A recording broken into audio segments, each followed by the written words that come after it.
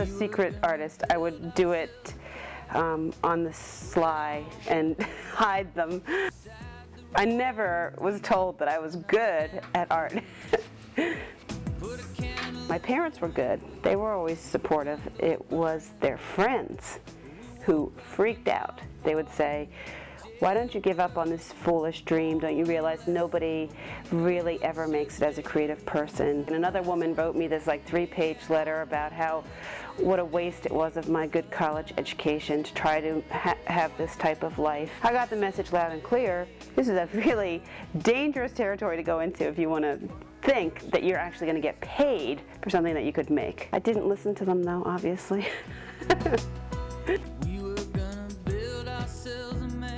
I started to take the drawings that I had secretly done and combine them with the writing that I was doing in college, and I wrote these children's picture books. And I wrote about 10 of them during the next couple years, and I decided to mail them off to publishers to see what would happen, and they were very rejected. Everyone told me that I didn't know how to draw, I had no idea what children liked, and that I really should go to art school. And for some peculiar reason, I just kept sending them out anyway, because I figured maybe something will change here and somebody out there will like them. And some editors did. They actually said that I was really onto something, but that it would take a very brave editor to publish these. But some of those books were rejected over 150 times.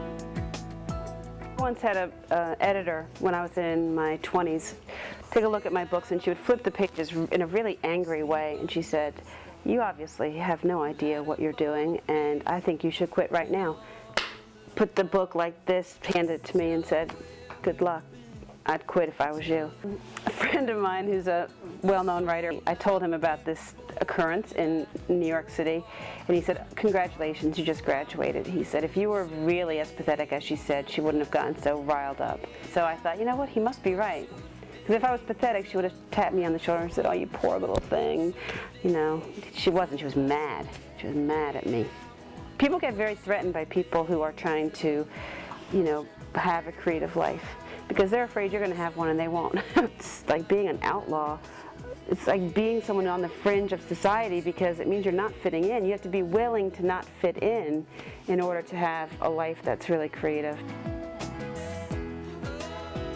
I wanted to connect with people who were thinking the way I was, because I didn't know any.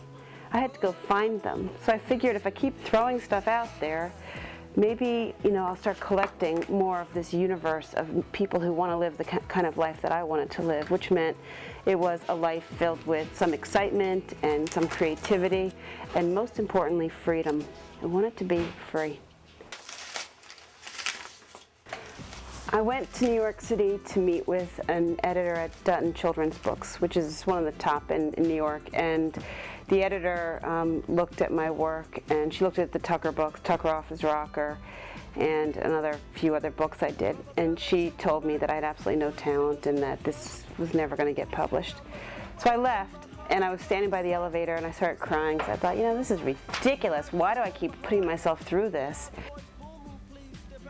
And her assistant came out to greet me at the elevator, and she whispered to me that she had overheard what her boss had said to me in the room, and she said, "Leslie, I just started working here, and I think your stuff is great, and I think it's some of the most imaginative children's book work that I've seen in a long time." And she said, "I promise I will publish your books if I ever work my way up the ladder."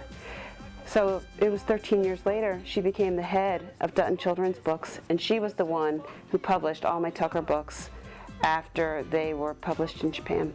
And she's now doing all my books with Candlewick Press. But what ended up happening, through all that rejection, I decided to take the animals that I was drawing, which again, I never thought I was a very good artist, but I thought maybe if I put them on something like a t-shirt, maybe they will sell. So I just started putting these designs on t-shirts and selling them at farmers markets and crafts fairs. So these t-shirts did quite well, and I started to do environmental research work at the same time. I didn't have enough money to go on these trips, but Earthwatch, this organization that finds volunteers to work with scientists, I said to them, hey, how about if you send me on these trips and in exchange I'll do a t-shirt design for you.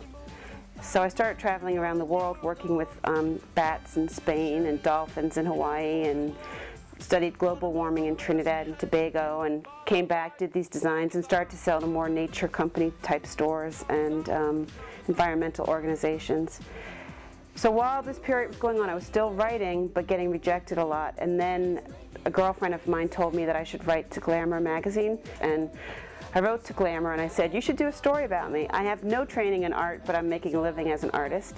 And I have no training as a scientist, but I'm traveling with scientists all over the world and making a living doing these environmental t-shirts. And they called me up the day they got my letter and they said, we wanted to do a story about you. And they did. And my life was forever changed after that because the phone never stopped ringing. Right.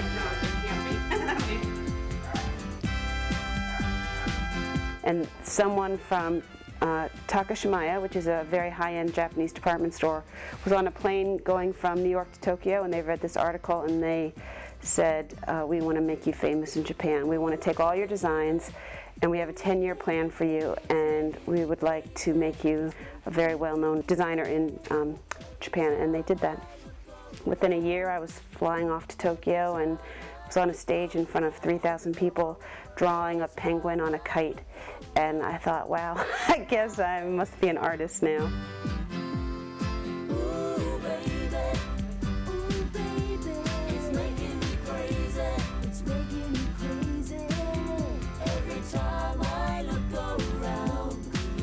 This is when you really know you've made it, when your name's on a toilet seat cover.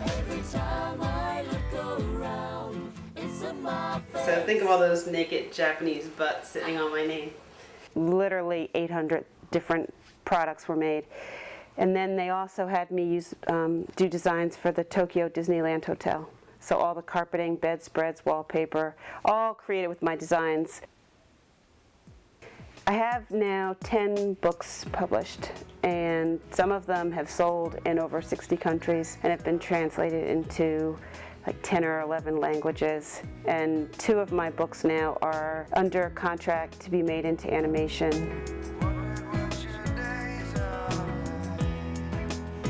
Well, it was interesting when the Japanese discovered me and I became famous and did financially well.